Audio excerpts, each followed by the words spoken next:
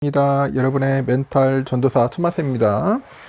이제 오후 시간이 다가왔어요. 한번 오후 시간 살펴보도록 하겠습니다. 삼성전자 오늘은 이번 시간에 좀 약간 쓴소리 있으죠. 쓴소리 좀 별로 좋은 소리는 아니라서 들으면은 또 기분이 안 좋을 수도 있습니다. 하지만 그래도 우리가 냉정하게 바라볼 건 바라보고 판단할 건 판단을 해야 합니다. AI 쪽 폰도 그렇고 반도체도 그렇고 아직까지는 빨간불이더라. 빨간불이라는 그런 약간 좀 비판적인 시각을 가지고 보는 그런 기사도 있더라고요. 그러니까 결국 뭐냐, 삼성이 삼성다워야 하는데 삼성답지 않다는 그런 이야기인 것 같습니다. 이런 이야기를 해요. 보면 어느 것 하나 쉽지 않다, 쉬운 일이 없더라, AI 스마트폰 아직은 선두주자인데 방심은 금물이다.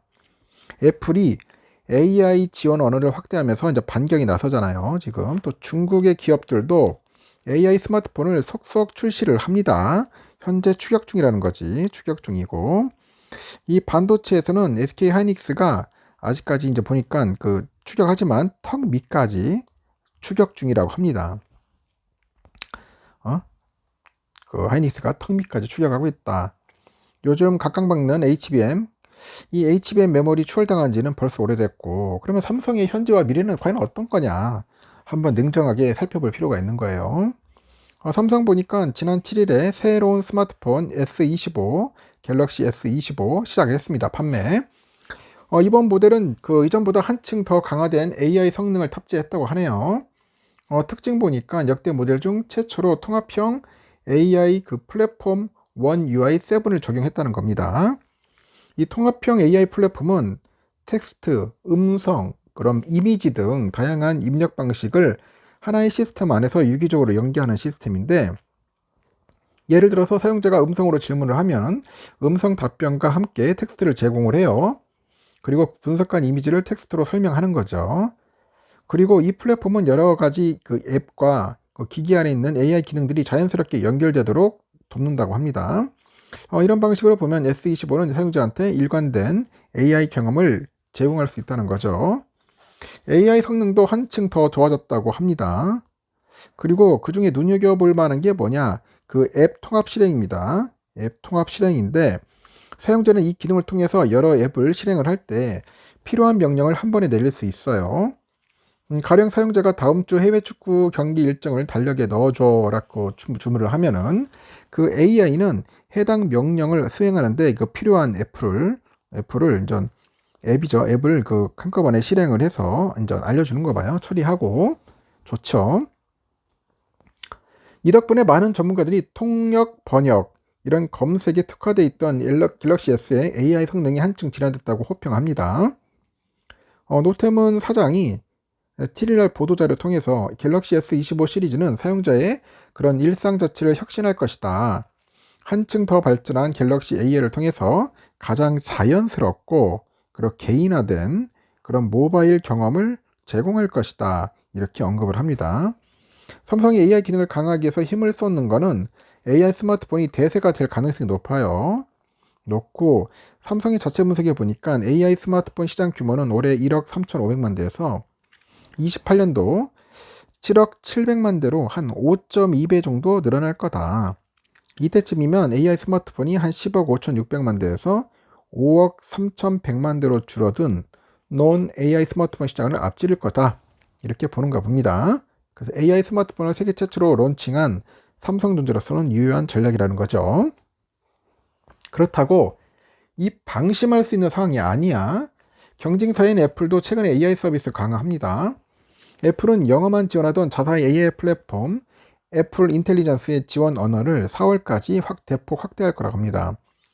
주요 지원 언어는 한국어, 프랑스어, 스페인어, 독일어, 이탈리어, 그리고 포르투갈, 일본어, 뭐 간체차, 중국어, 이렇게 지원을 합니다.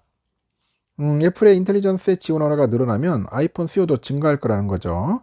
그래서 올 상반기 보면 삼성과 애플의 AI 경쟁이 본격적으로 시작이 되는 겁니다.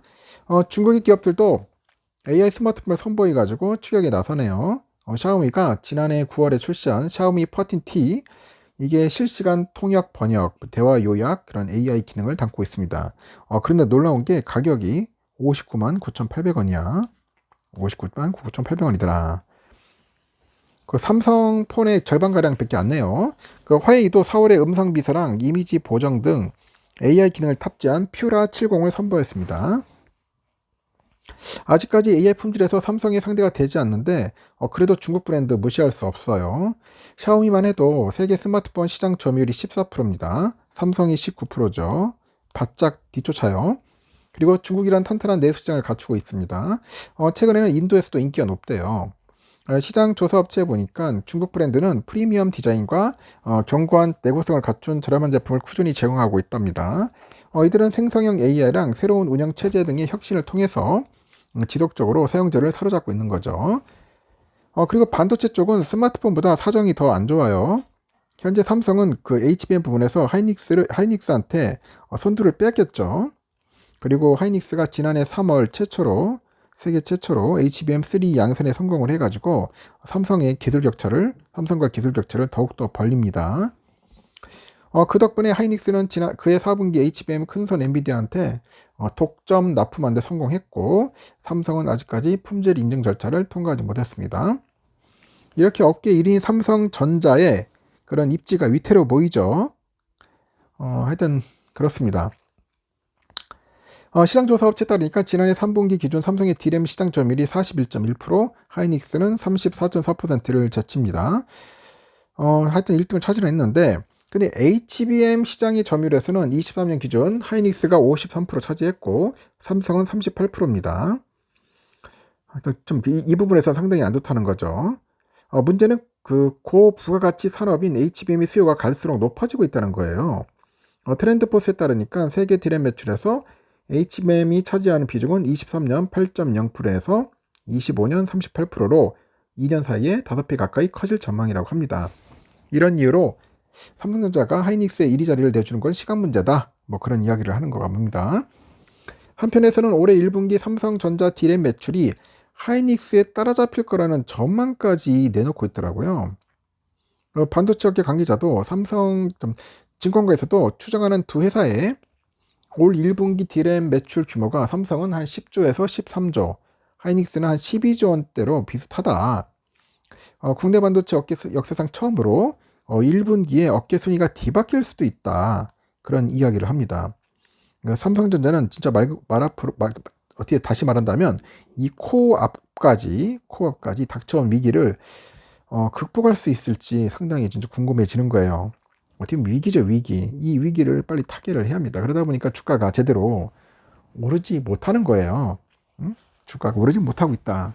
실적이 좋아야지 주가가 오르는 건데 실적이 자꾸 이러니까 주가가 상당히 지금 비실비실 되는 겁니다. 여러분들도 아실 거예요. 그래서 지금 AI 쪽 폰하고 이 반도체에서 확실하게 승기를 잡아야지만이 삼성전자 주가는 오를 수밖에 없다는 거, 그 점 여러분들도 알고 계시라는 겁니다. 알겠죠? 여기까지 하겠습니다. 마지막 시간에 뵙도록 해요.